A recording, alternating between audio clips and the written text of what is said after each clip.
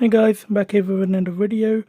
This is a review of my WWE official Scratch Lego Unified Tag Team Championship Replica belt, aka the Penny Tag.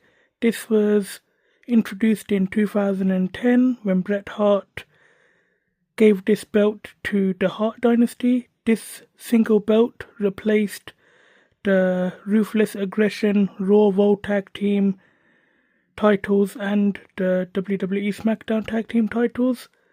This belt was made by Dave Millican.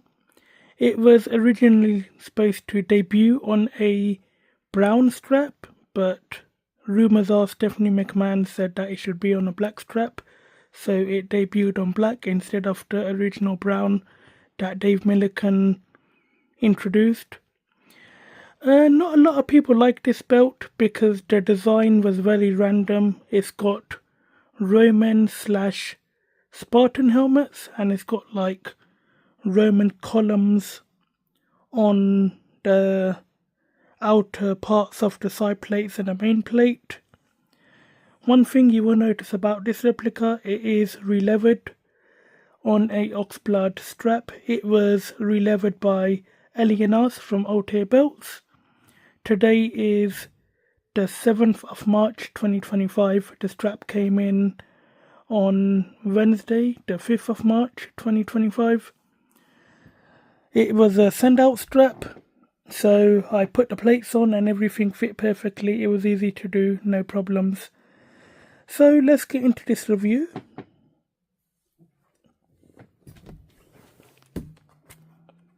It's got the Altair Belts stamp. It's got 2x8 snap boxes, 2x8 snaps. This belt doesn't have any snap boxes.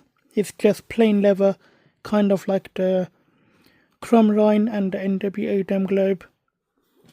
It's got border tooling going all the way around. The cut of this belt is very wide. I think this is about 6 inches. Same width as the NWA Dome Globe belt, as I compared both of them. Here you can see the nice border tooling going all around, following the cut of the leather. The leather cut is really nice on this. Ali did a really good job. So I got this belt on eBay about 2 years ago, and then I ordered the strap from Ali about 14 months ago. So it's definitely been a long time in the making, but it is finally complete. I was only missing a tag belt in my collection. I've got the IC, the United States, world titles and everything. I just needed a tag team belt, so I'm glad I got this. I always said to myself that if I ever get a penny tag, I would get it relevered on Oxblood leather or burgundy, because I saw one a couple of years ago on Facebook. It was this belt, not this exact belt, but I mean these plates, and somebody had it relevered on a Oxblood strap and it just looked really, really good. So I always said to myself, if I ever get this belt, I want to get it on burgundy or Oxblood. So you can see the cut of the leather is really nice, really smooth leather, very strong, strong enough to hold up the plates, but very flexible at the same time. It follows the cut of the leather all the way around with the border tooling. And then you've got the plain snap boxes again, 2x8 snaps. And here you can see that really nice rich colour. It's a bit more vibrant in person. I think the camera might make it look a bit dull, to be honest. But it is a very nice colour. I think if the red universal was on this Oxblood instead of the normal red that it came on, I think it would have looked better. Don't get me wrong, I'm a big fan of the red universal. I'm one of the few people that really liked it. But I think this colour would have looked much better on it. It's quite a vibrant colour. I'll see if I can So I've got the flashlight turned on and you can see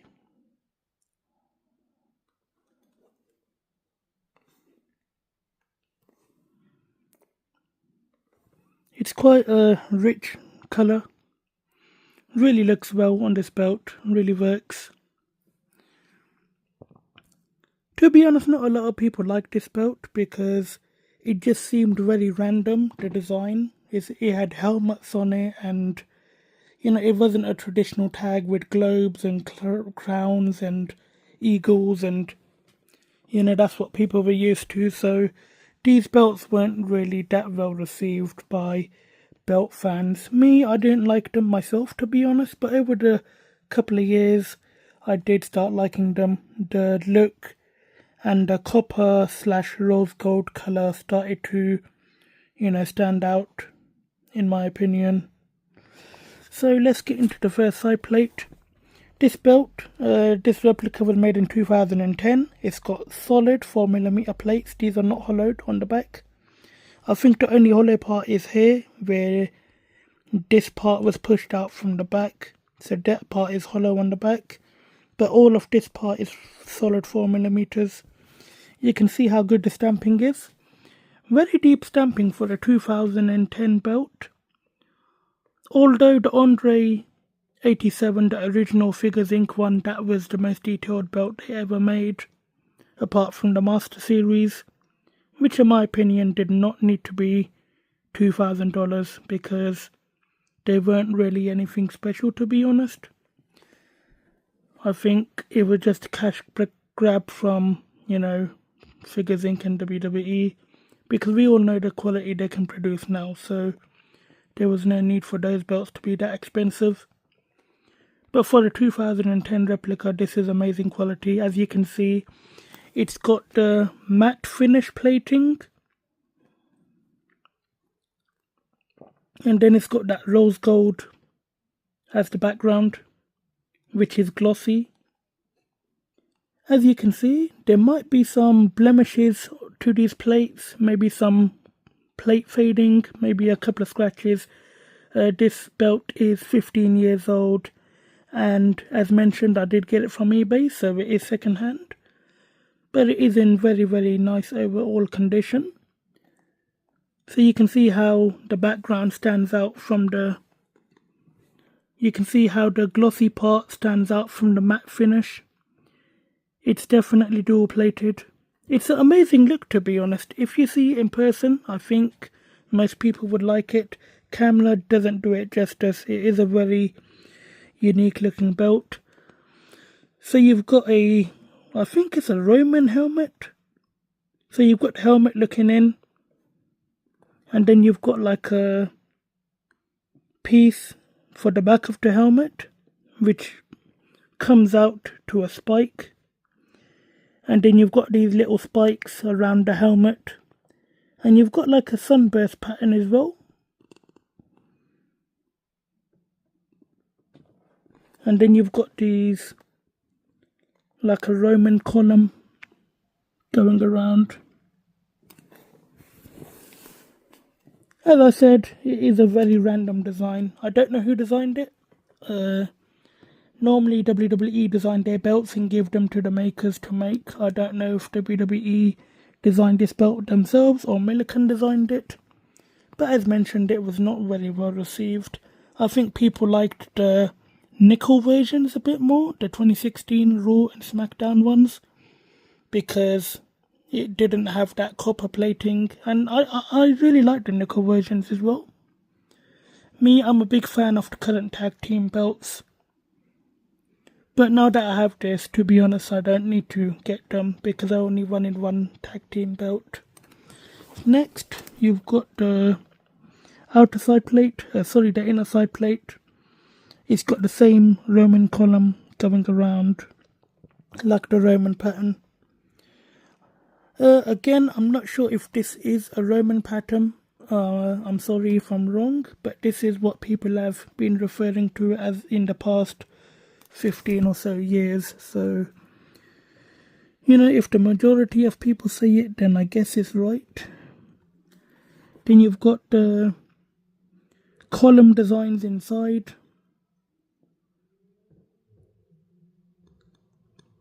The etching on this, the stamping on this belt is absolutely amazing. You can see how deep the etching is. That's a good 1mm deep. And then the WWE logo, the scratch logo, really stands out. You can see how deep that stamping is right there. The WWE scratch logo version of this belt is extremely rare because it came out in 2010. So either the people that have it want to keep it, or if they do sell it, they sell it for a pretty high price because it is very rare. And the detail on this is absolutely amazing. I'd say the detail on this is as good as the current Winged Eagle and the classic IC and the classic tags in terms of the stamping. Very deep stamping, very detailed. Honestly, if you were to switch this out and use it on TV, I don't think a lot of people would tell the difference between the real one and the replica in terms of the detail. So you've got the helmet looking inwards, and on this side the helmet's looking inwards as well.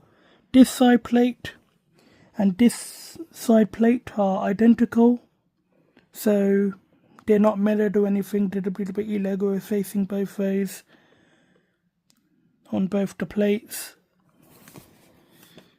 So you've got the column here going all around, then you've got another pattern going inside the plates, and you can even see some of that dual plating. You can see that lighter plating inside the pattern, if I can show you. So you've got the darker plating on the outside, and you've got that more shiny plating in between the pattern, as you can see right here. So the attention to detail on this belt is absolutely amazing. As you can see, the clear coat does have some scuffing and everything due to age. I like it. I think it gives it a bit of a worn look to it. You can see that really detailed WWE scratch logo. And then inside here, it's like a star pattern. I wouldn't say it's a sunburst. I'd say it's more like a star. It's got a lot of points to it, coming all around. As I mentioned, it just felt like such a random design. It really did. Especially, I was a big fan of the Ruthless Aggression Raw tag and the SmackDown tag. So the only reason I got this belt because I really did like the way that it looked.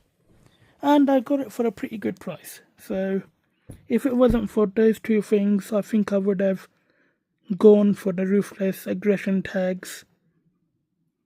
But to be honest, I really don't have the space to keep two separate belts. So, you know, this is a bit better. I can keep it in one place. You've got the very detailed main plate. This thing is a beast. I think you could run a car over this and nothing would happen to it. Because it is solid. Solid 4mm. And then 2mm stacked banners. And then the helmets are another stacked 2mm. This is all one plate. There's no physical screws holding the stacked pieces on. These banners were pushed out from the back of the metal to form the banner. And the Roman helmets were pushed out from the back as well to form the helmet shape. So this is hollow in this area, and this area. But everything else is solid 4mm. It is a heavy belt. I'd say it's about £6. So quite heavy for a tag belt. And it is very big. It's bigger than most tag belts. So here you can see that dual plating. You can see the darker plating here. And then the bit of a lighter shade here. It almost has a brushed look to it on the matte parts. I don't know if that's the way WWE intended it to look, or that's just down from production. You can see it's got that darker plating inside and then the lighter plating on top. You've got the very detailed WWE logo on top of the helmets. So this helmet is looking outwards and this helmet is looking inwards. This helmet is looking outwards and this helmet is looking inwards. So I thought that was a nice touch. You've got that detailed WWE logo. You've got the deep stamping again. I honestly can't express how well this belt is made. You guys can see the detail for yourself. It is a very detailed replica. I think if most people see this belt in person, they would like it. Just because of the detail, maybe not because of the plating colour.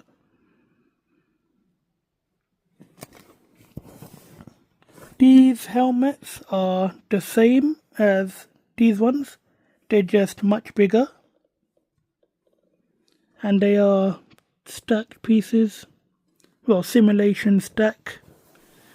Then you've got the banners for World Wrestling Entertainment. Another reason why this belt is more accurate than the network logo. So the network logo, I don't know if you guys know, I had the network logo a couple of years ago. Only for a brief while. And that was a really nice belt, but I always wanted the scratch logo because that's the version that I grew up watching. And the network logo had a bar going across here. It was just a plain bar where it was supposed to say World Wrestling Entertainment. So this one says it, but the network logo doesn't. So on the network logo, for anybody that has it, you can have a look. It's just a clear bar going across where they edited out the lettering. I don't know why they did that. Because, you know, this was the few belts that actually said World Wrestling Entertainment on it at the time. Now none of the belts have the World Wrestling Entertainment wording on them. You've got the very deeply stamped letters, Tag Team Champions, and you can see the color difference. You can see the darker plating in the background and the lighter plating on the letters. It gives it a very nice contrast. As you can see, the helmets are joined together, and then the WWE logo is etched into the helmets, half here and then half of the underscore part on this one. You can see inside you can see how deep the stamping is in the eye of the helmet. And the rest of it is just the column pattern, same as the side plates going all around.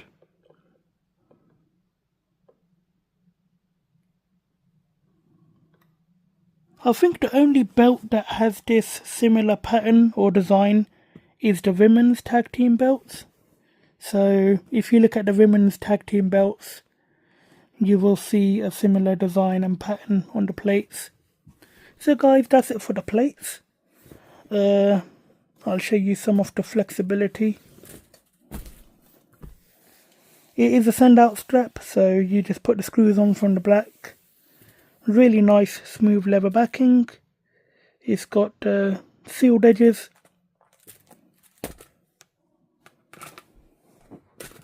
It's like this out of the box. I haven't even broken it in. You can see that really nice colour.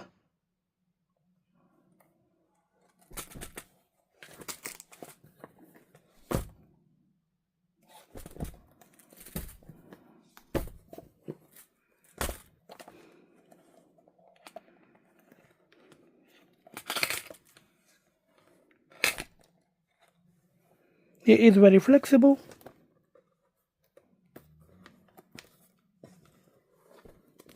As I always say, I would never recommend doing this sort of stuff to your belts all the time. This is purely for demonstration.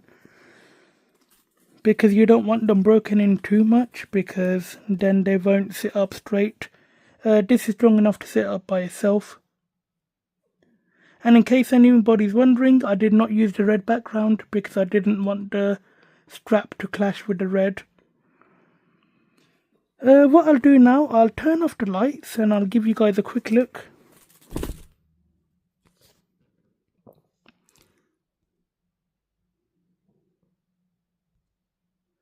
So here's how it looks underneath the flashlight. It looks really good, it really does. You can see that nice colour. And here you can see that plating. You can see the dual plating right there, the darker one in the background and then the lighter plating. It really does stand out, to be honest. I have become a big fan of this belt.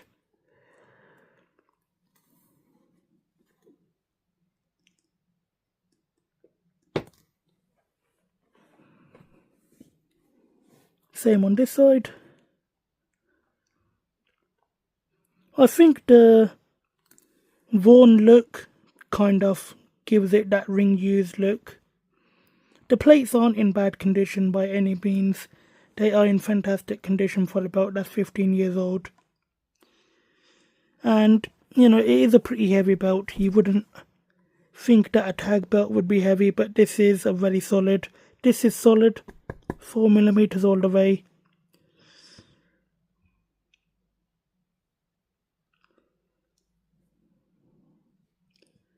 So guys, I'm going to put it on the shoulder and the waist, and then I'll give you guys my final thoughts. So guys, that's how the belt looks on the waist. Sometimes the Oxblood doesn't translate. So guys, that's how the belt looks around the waist. It does fit quite well. It's got a slight curve. I think a slightly bigger curve would have been better, but it does fit really nicely around the waist. The real leather really helps. It kind of hugs your waist.